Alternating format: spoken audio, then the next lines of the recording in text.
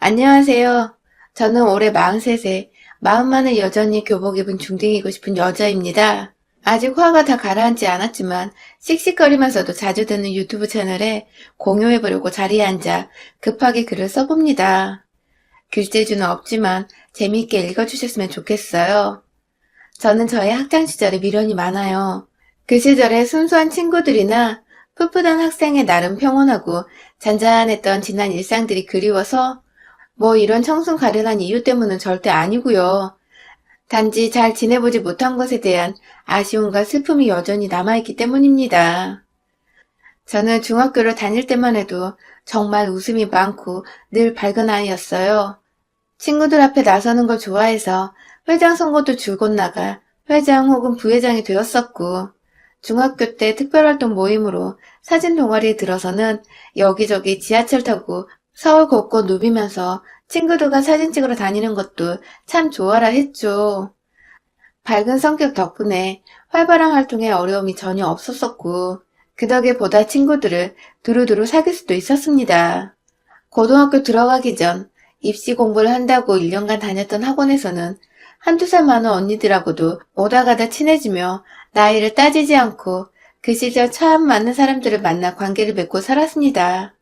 전 제가 생각해도 제 성격이 참 사귀기 좋은 타입이라 생각을 했어요. 그래서 제 주변엔 늘 좋은 사람이 함께 있다고 생각하며 살았죠.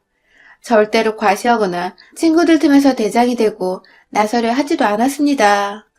나름 예의 바른 걸 중요시하는 엄한 부모님한테서 자라 꽤나 옳고 그름을 가릴 줄 아는 성격이었던 것 같아요. 그냥 그런 거 있잖아요.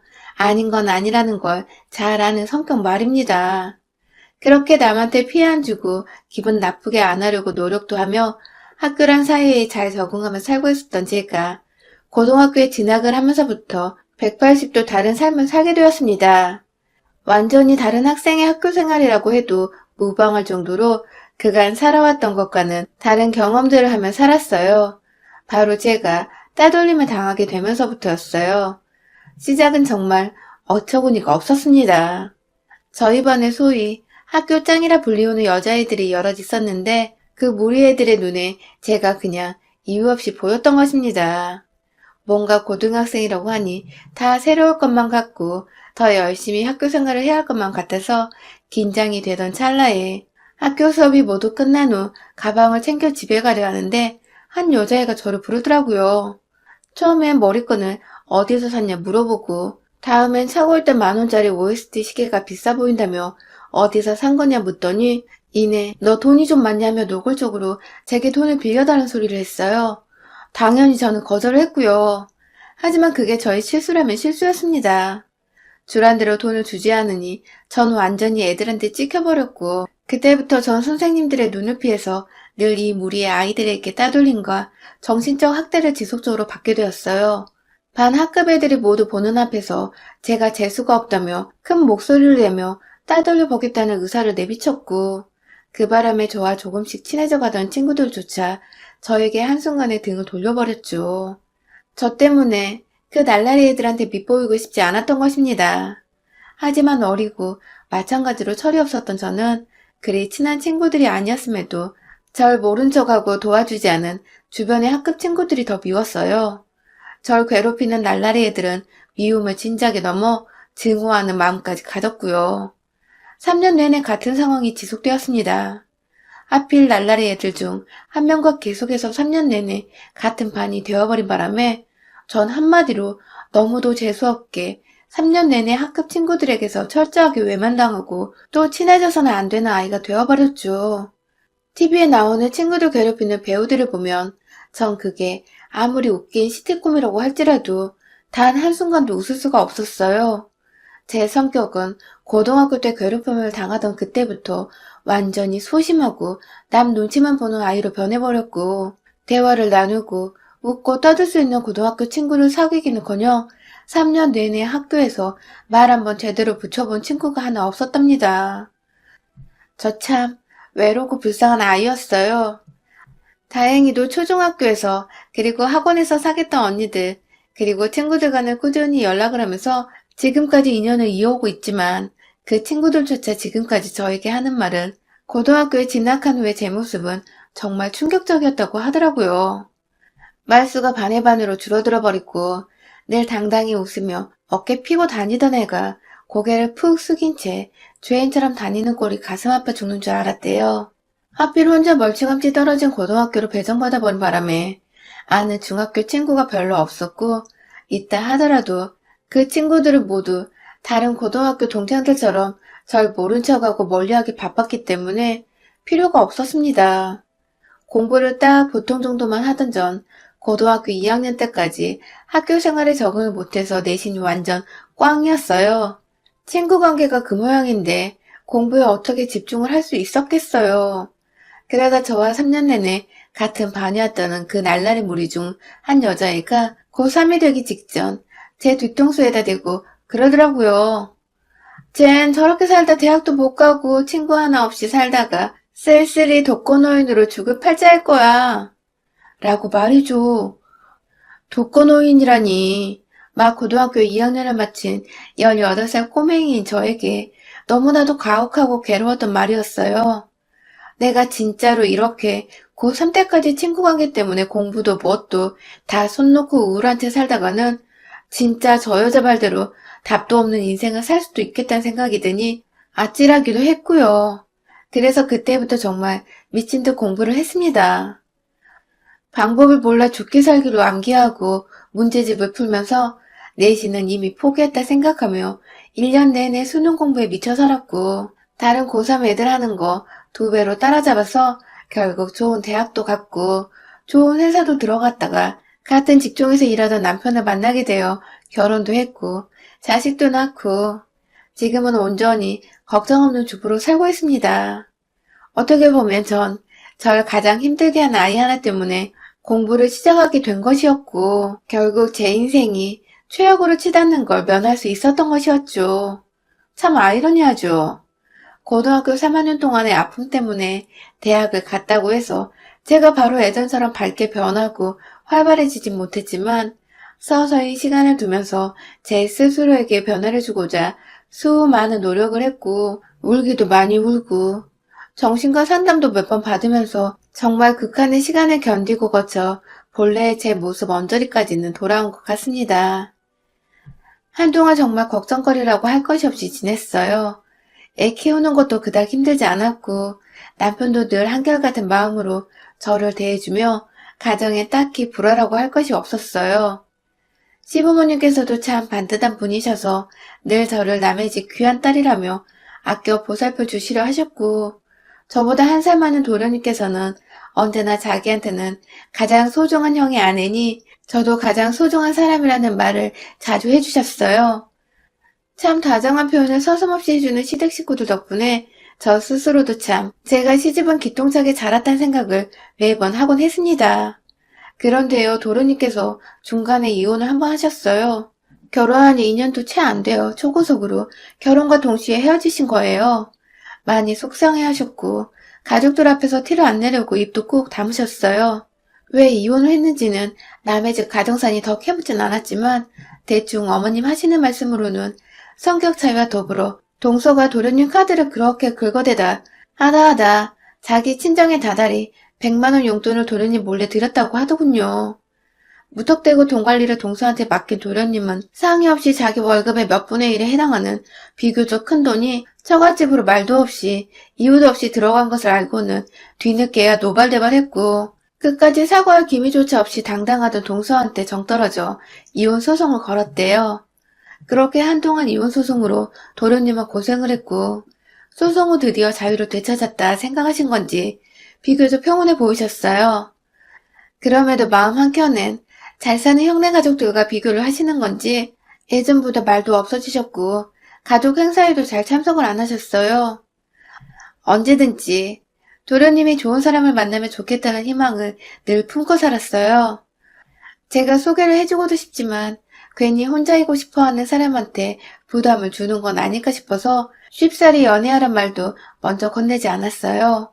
그냥 도련님 혼자 스스로 마음속에 있는 상처를 치유할 수 있도록 지난날에 제가 그랬었던 것처럼 그냥 묵묵히 곁에 있어주면서 시간이 흐르기만을 기다렸죠.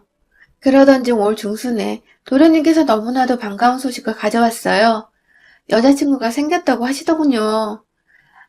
진중하신 분이 이제서야 여자친구가 생겼다고 말씀하시는 걸 보니 결혼을 하고 싶어 하시는 것 같았고, 그간 사귄 지도 꽤 될 거란 걸 내심 짐작을 했죠. 온 가족이 다 기대에 부푼 채로 코로나로 나가지 못하니 조금 부담스럽더라도 시댁에서 도련님 여자친구를 불러 저녁 식사를 하기로 한 날, 저는 정말 오랜만에 제 심장이 아주 처참하게 땅끝으로 꺼지는 기분을 경험했습니다. 여친이라고 데려온 여자의 얼굴이 너무 낯이 익은 겁니다. 저는 정말 그 시절을 매일같이 잊으려고 노력했는데 그 여자의 얼굴을 보는 순간 2초도 안 되어 누구인지 알아채버렸어요. 바로 저와 고등학교 3년 내내 같은 발을 했고 이유 없이 저를 따돌리고 급기야 학급 전체에서 외톨이가 되도록 만들었던 바로 그 동창 날라리였던 것입니다. 허무하고 어이없게도 저를 알아보지 못하던 이 여자애는 급기야 뵙게 되어 영광이라는 낯간지러운 소리를 해대며 제게 악수를 청하더라고요. 세상에 일바르고 잘 자란 사람 마냥 말이죠. 시부모님들이며 두 형제들이며 아무도 제 속타는 마음을 알지 못했고 다들 여자가 마음이 들었는지 입이 아주 귀에 걸려있더군요. 어머님 옆에서 밥상을 차리겠다고 쫄래쫄래 따라다니며 상차림을 도우다가 놀란 마음이 진정이 안 되어 얼어있던 제게 시어머니는 얼른 밥 차리자. 새애기 기다릴라. 하면서 급기야 본인은 예비 며느리가 될 사람과 이야기를 좀 하고 싶다고 저한테 나머지 일들을 맡기고 부엌을 나가셨어요. 어머님이 신나셔서 그런 것까지 다 이해를 했고 다른 여자였으면 제가 당연하죠 하면서 곧장 알겠다고 했을 텐데 절 괴롭혔던 여자의 밥상을 차려야 한다는 생각에 제 손이 도무지 뜻대로 움직이질 않았어요. 세워라 내워라 그렇게 저녁상은 어찌저찌 차려놓긴 했는데 온 가족들의 시선은 여전히 그 여자한테로 쏠려 있었어요. 밥을 먹으면서 이것저것 얘기를 하다가 저와 동갑이라는 여자의 말에 모두가 제게로 친구 같은 동서가 생겼다면 좋겠다고 바라보더군요. 늘 친구 같은 혹은 자매처럼 지낼 수 있는 동서가 있었으면 좋겠다고 시어머니께 몰래 얘기를 하곤 했었는데 그걸 기억하셨는지 시어머니는 유독 절 쳐다보시며 힐끗 웃어주셨고 그런 어머니 표정을 보니 실한 내색을 도무지 할 수가 없었습니다.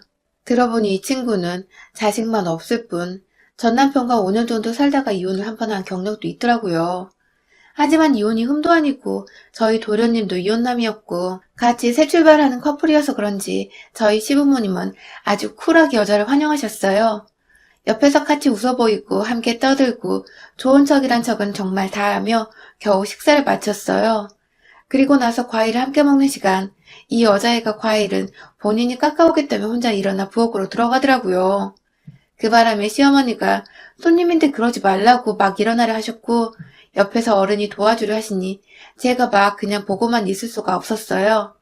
도와주기 싫은데 억지로 어머님을 대신해 일어나 부엌으로 들어가자 여자애는 저와 단둘이 그 공간에 있다는 것을 재차 확인하고는 저한테 그러더라고요. 오랜만이다? 하고 말이죠. 순간 너무 놀래서 사과를 깎으려다 말고 들고 있던 걸 떨어뜨렸어요. 멍한 채 그 여자를 하염없이 바라봤죠. 이해도 저를 알아봤던 것이었습니다. 다만 본인이 저질렀던 짓거리가 창피한 짓인 줄 알았던 건지 끝까지 어른들 앞에서는 모른 척을 하려고 했던 것이었죠. 여전히 절 아랫사람이라 생각하는지 저보다 키는 작으면서 절 양껏 올려다보며 새침하게 인사하는 여자애는 참 세월이 그렇게 지났는데도 전혀 변하지 않았더군요. 그날 그렇게 얼떨결에 부엌 한복판에서 서로 조용히 인사를 건넨 저희는 그 후로 서로가 서로의 과거에 대해 침묵을 하자고 굳이 말을 하지 않았는데 알아서들 입을 꾹 다물었습니다.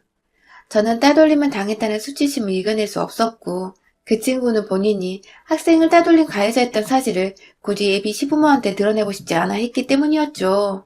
그렇게 저희는 절대 서로 가까워질 수 없는 비밀 하나를 둘이서 조용히 간직한 채 지냈어요. 전 옆에서 이 여자가 행복하게 도련님과 재혼 준비를 하는 과정까지 모두 다 지켜봐야만 했습니다. 뭘 모르던 도련님께서 재혼할 때 옆에서 도움을 많이 주시라며 저한테 자주 연락해서 묻기도 물어보고 예비 신부를 행복하게 해주고 싶은데 여자들은 뭘 좋아하냐며 그 여자한테 주려는 선물 준비를 하실 때에도 저한테 연락을 하시는 바람에 전 졸지에 절 괴롭혔던 가해자의 선물이나 한가하게 고르는 피해자가 되어 있었죠. 그 사실을 인정하기 힘들어서 계속해서 전 정신적인 괴로움에 치를 떨었고 결국 제 속은 점점 더 문드러져 갔어요. 도련님의 결혼식이 다가올수록 제 마음속에서 타고 있는 불이 점점 잿더미로 변해가다 결국 완전히 사라져버릴 것 같았어요. 그러던 중 결혼식이 한 달 앞으로 다가왔었을 때 주말을 맞아 온 가족이 쉬고 있는데 여자한테서 전화가 걸려왔어요. 대뜸 인사도 없이 또 역시나 아랫사람 대하듯이 제 이름 석자를 부르고는 밖에서 좀 만났으면 좋겠다 하더군요. 전 솔직히 이때까지만 해도 저한테 뭐라고 지난날에 대해 사과라도 할 줄 알았습니다. 뭐라 변명이라도 하면서 앞으로는 가족이 될 테니 잘 지내보자는 말 한마디 정도는 할 거라 생각했어요. 적어도 그게 맞다고 생각을 했습니다. 하지만 자기가 마음대로 찍어준 주소를 따라 30분 정도 차를 몰고 가보니 그 자리엔 그 여자애 혼자만 있는 게 아니었습니다. 그 옆에는 고등학교 때의 그 날라리들, 무리지어 다니면서 절 괴롭혔던 그 무리의 애들이 모두 다 모여 있었습니다. 당시 사회적 거리 두기가 지금처럼 격상되기 전이어서 카페 안에 들어갈 수가 있었는데요. 전 정말 문을 열자마자 보이던 그 무리의 얼굴에 손이 파르르 떨리는 거 느꼈어요. 내 나이가 40이 넘었는데도 여전히 그날의 상처가 남아있는지 겁부터 먹는 게 너무 안쓰럽고 두렵고 복잡한 심정이었죠. 하지만 40이나 처먹은 이 아이들은 정말 그대로더군요. 절 보자마자 쟤 얼굴 봐 40대냐 60대냐 라는 주름살 지적부터 시작해서는 너 대학 잘 갔다는 소식 들었는데 어째 가방은 이런 저렴한 명품 가방이냐?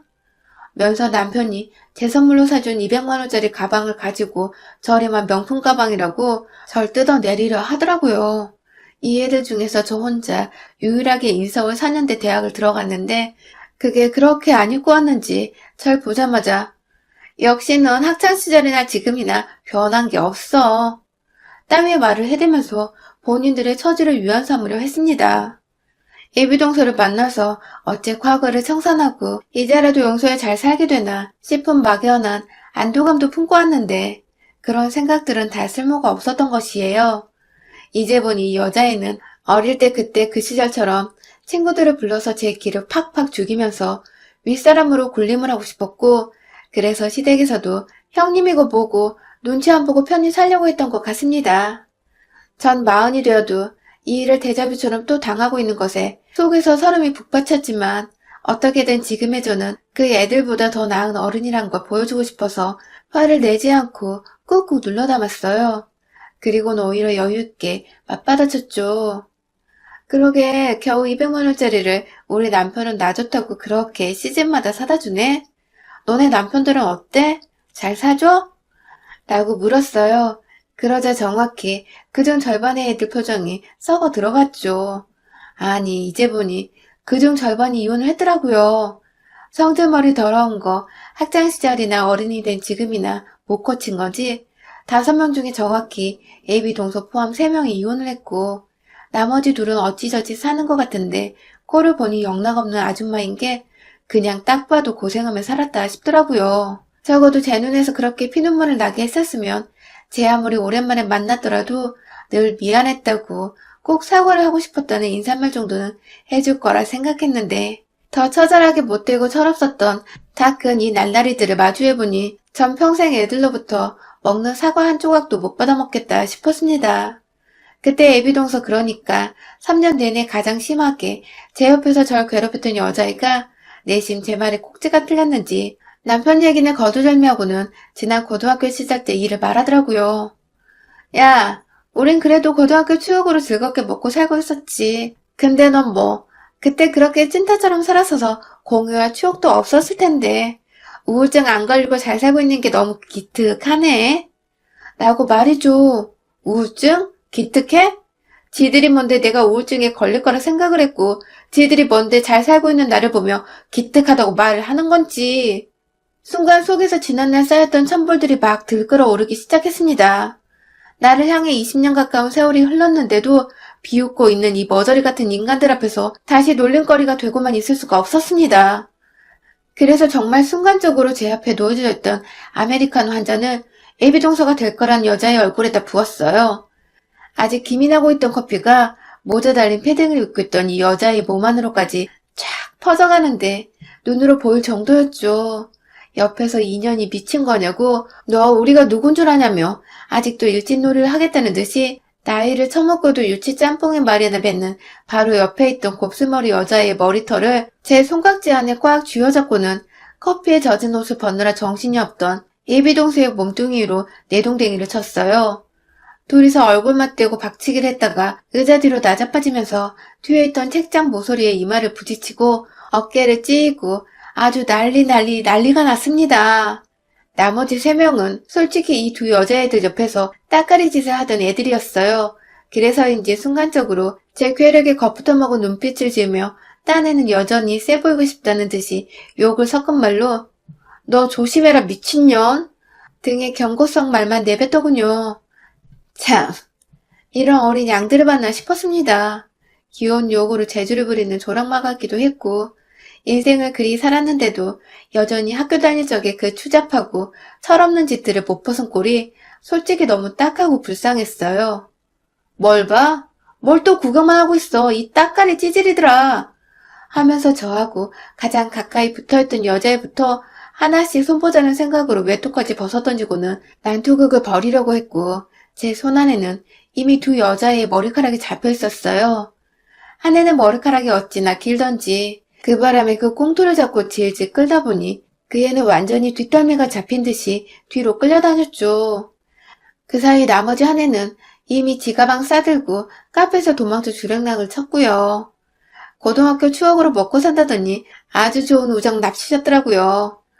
그때 뒤에서 애비동서가 야, 이 미친년아. 너 그러고도 내가 입 닫고 시집갈 줄 알아? 너 고등학교 때 얼마나 하찮고 별볼일 없던 애였는지 내가 네 남편이랑 내 남편한테 다 말할 거야. 나도군요. 언제부터 따돌림 당한 게 흠이 된 건지 가해자란 애가 사과가 아닌 그 과거를 또다시 발목을 잡으려 하다니. 그 말을 들으니 지금껏 날뛰던 저조차 힘이 쑥 빠지더군요. 제 손에서 두 년들의 머리카락이 스스로 빠져나갈 때쯤 누군가 뒤에서 애비 동소년의 뒤통수를 아주 퍽소리나게 갈겼습니다. 바로 저희 도련님이셨어요. 세상에, 도련님이 어찌 알고 여기까지 따라 나오신 걸까요? 이제 보니 도련님은 처음 시댁에서 온 가족이 다 같이 만났을 때 부엌에서 저희가 아는 척을 하는 걸 들었나 보더라고요. 안 좋게 이어진 인연이겠다 싶어서 모른 척을 했지만 갈수록 자기 여친은 말이 많아지는데 저는 말수가 줄어들고 급기야 표정이 어두워졌는지 도련님은 내내 제 걱정을 먼저 했대요. 그러다가 주말을 맞은 그날 여친을 만나려는데 여친은 약속이 있다고 하고 별 생각 없이 형한테 전화를 했는데 형수도 약속이 있어 나갔다고 하니 재빠른 눈치로 제가 어디로 갔는지 저희 남편한테 물어보고는 저를 따라 나온 겁니다. 그리고 그 뒤엔 그런 도련님의 전화를 이상하게 여긴 남편까지도 제 걱정을 하면서 불이 나게 달려온 바람에 카페 안에는 저와 저희 남편 그리고 도련님과 도련님의 애비 신부인 그 여자애까지 온 형제 부부가 모이게 되었어요. 뒤에서 저희 얘기를 다 듣고 있던 도련님은 결국 그 여자애한테 뺨 한 대를 시원하게 갈기시더니 너 같은 애랑 재혼하느니 그냥 혼자 더 오래 살아볼게 하며 보란듯이 절 부축해서는 데리고 나가더라고요. 남편은 뭔지 모르겠으나 조용하던 제가 폭력을 휘두를 정도로 열받아 있는 모습에 뭔가 내 와이프한테 해코지를 한 년들이구나 생각을 했는지 여자애들 앞에서 별 재수없는 것들 하면서 침을 퇴퇴 뱉고 나왔고요. 그날 든든한 우리 집 남자들 덕분에 마무리까지 정말 완벽하게 끝내버렸어요. 제가 애비동수 될 뻔한 연애 번호를 진작에 차단해서 잘 몰랐는데 나중에 도련님 말씀으로는 자기한테 찾아와서 몇 번이고 결혼해달라고 애원하다가 한 대 더 때려주려고 하니 겁질끔 먹고는 다시는 안 온다더군요. 결혼이고 뭐고 다 엎어버렸는데 돈 잘 버는 우리 도련님은 뭐가 그리 하나도 아깝지 않은지 그 돈 기부한 셈 치겠다며 돌려받은 일부 환불 금액들까지 모조리 다 기부를 해버렸어요. 코로나로 힘든 불우이웃을 돕는데요. 코로나 시국이라서 애초에 결혼식장 예약할 때도 환불금이 좀 유연한 편이었는데 그 큰 돈을 돌려받고도 기부를 해버리다니 도련님도 정말 똥밟았다고 생각을 하신다 하더군요. 그도 그럴 것이 저와는 너무도 잘 지내왔고 또 돈독했고 저를 누구보다 잘 아는 시댁 식구였기에 그랬던 것 같습니다. 도련님의 기부 소식을 전해들은 여자애는 정말로 도련님이 자신으로부터 떨어져 나왔다는 확신이 들었는지 간혹이라도 예물에 대한 환불을 핑계삼아 연락을 하더니 일체 소식이 끊겼다고 합니다. 지난 시간 동안 마음 한켠에 있던 응어리들마저 아주 말끔하게 해소가 되어버린 이 시원섭섭한 기분은 뭘까요? 제 손에 맞아 나가 떨어진 여자애들을 떠올릴 때마다 너무 상쾌하고 통쾌하고 즐겁습니다. 비록 저희로 인해 결혼이 깨진 도련님께는 죄송하지만 저 덕분에 미친년으로부터 구제를 받은 거라며 오히려 저를 다독여주고 고마워해주는 도련님. 우리 도련님이 진짜 다 갖춘 여성분을 얼른 만나길, 그래서 행복한 가정 이루고 사시길 이 자리를 빌어 응원하고 싶어요. 여러분의 생각은 댓글로 남겨주세요. 오늘도 시청해주셔서 정말 감사합니다.